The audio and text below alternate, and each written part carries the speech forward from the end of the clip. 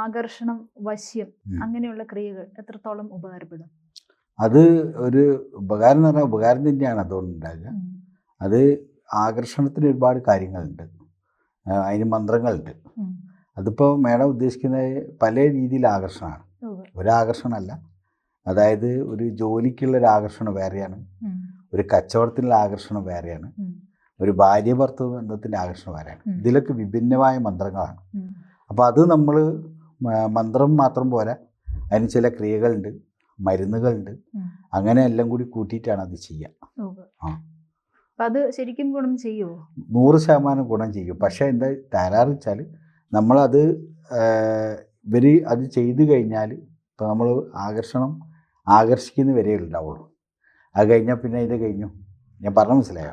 ഇപ്പോൾ പ്രശ്നം തീരുന്നവരെ പ്രശ്നത്തിന് പ്രാധാന്യമുള്ളൂ എന്ന് പറഞ്ഞ മാതിരിയാണ് അതിൻ്റെ പ്രശ്നം. പിന്നെ മിക്ക ആൾക്കാരും അത് കഴിഞ്ഞ് ഒഴിവാക്കും.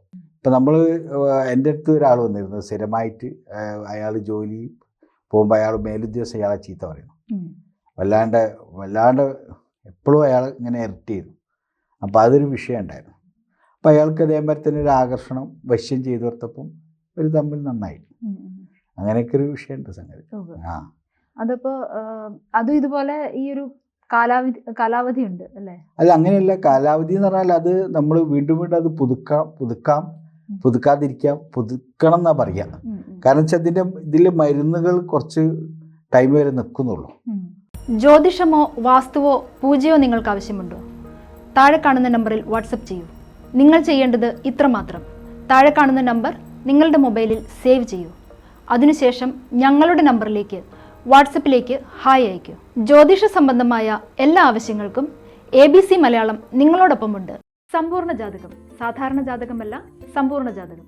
75 പേജുകളടങ്ങിയ സമ്പൂർണ്ണ ജാതകം 250 രൂപയ്ക്ക് നിങ്ങളുടെ കൈകളിലേക്ക്. അതിനായി നിങ്ങൾ ചെയ്യേണ്ടത് ഇത്രമാത്രം: താഴെ കാണുന്ന നമ്പറിൽ ബന്ധപ്പെടുക. ജ്യോതിഷവുമായി ബന്ധപ്പെട്ട എല്ലാ വിശേഷങ്ങളും നിങ്ങളിലേക്കെത്താൻ ABC ജ്യോതിഷം സബ്സ്ക്രൈബ് ചെയ്യുക.